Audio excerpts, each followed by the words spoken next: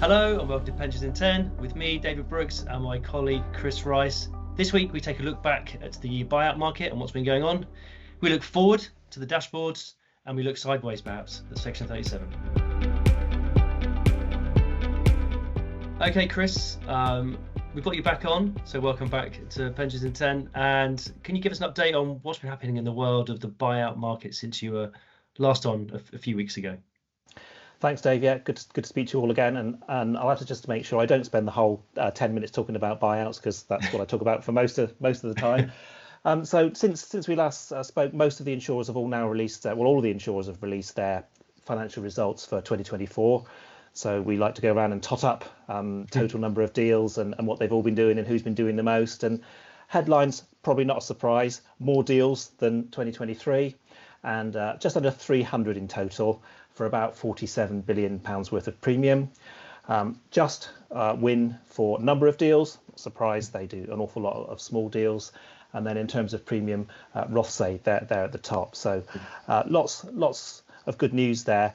Probably the big news being the new entrants that have done some deals during the year. So we have Utmost and M&G and Royal London completing deals last year and entering the market. So really good news to have some more insurers there, increasing choice and then competition and hopefully driving down price.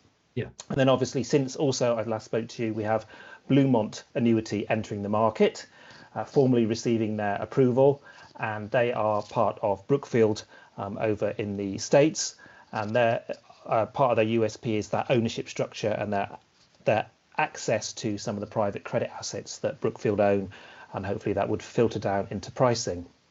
Probably what I'd say about all the new entrants is actually it's been really impressive speaking to all of them. I think it's probably not a surprise given that you don't really enter the bulk annuity market on a whim. It's very much a long and drawn out process to become authorised. So when we go and speak to them, they've really thought hard about the admin service, customer experience, their contracts and how they will be flexible with the trustees leading up to the transactions, how they'll price and the market that they're interested in. So it is looking much better now for small and medium-sized schemes. The new entrants and some of the existing players are looking now at the smaller end of the market. So good news all round. Excellent. Okay, then Dave, one for you. So we've just seen the regulators released some videos to help trustees preparing for their dashboard connection, and LNG being confirmed as being connected to the dashboard. So I presume that means if a member of the public could look at the dashboard, they could look at their LNG pension, is it? No. Oh, no. Shows you how much I know. Not yet. Yes. So yeah, the news. There's two news items this last week or so. Yeah, regulators issued some videos.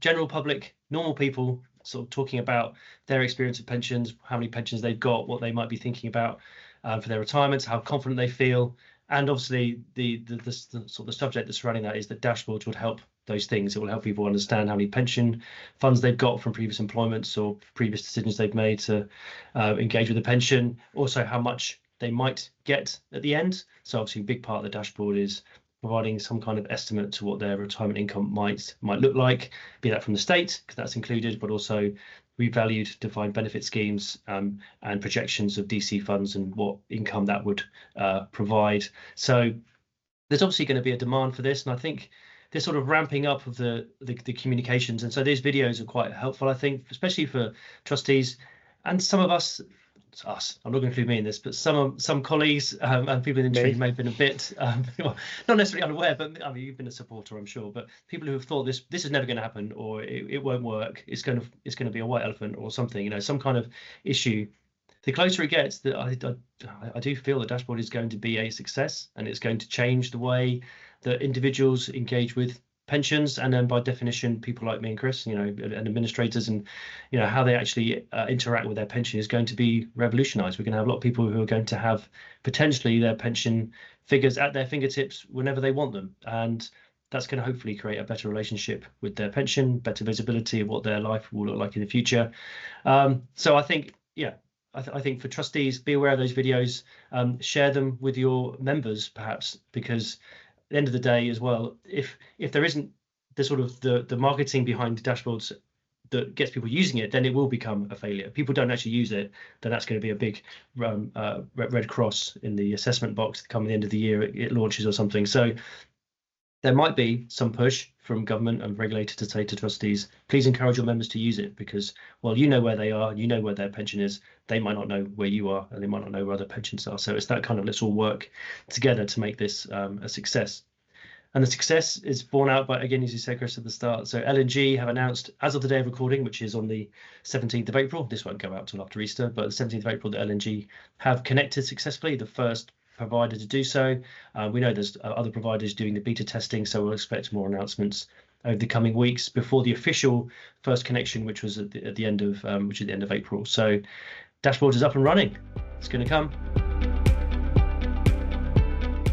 So Dave, we've seen some comment in the press this week about Section 37. Have we finally taken a step forward on resolving this one?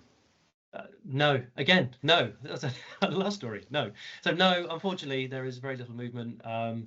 We had Torsten Bell's comments a few weeks ago that the DWP are looking into it.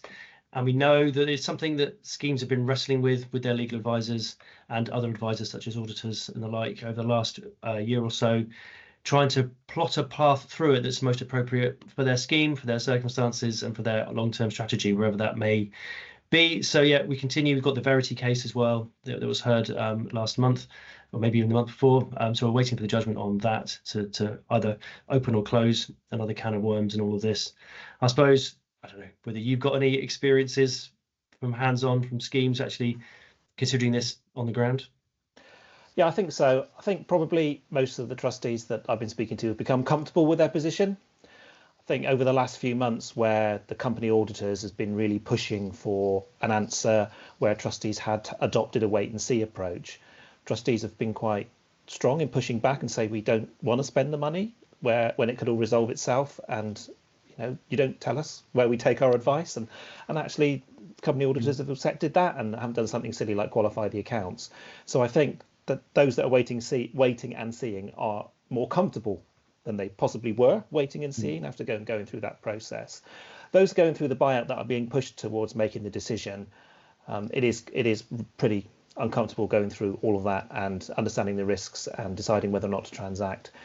But it's not that many that have not been able to transact because of it. We can get to a position where they can understand the risk and feel comfortable and know what it is, find that actually there isn't that much of an issue for them to worry about, or just say no, we're just not comfortable with this, and in the very few cases, and then decide just to wait until there is more certainty.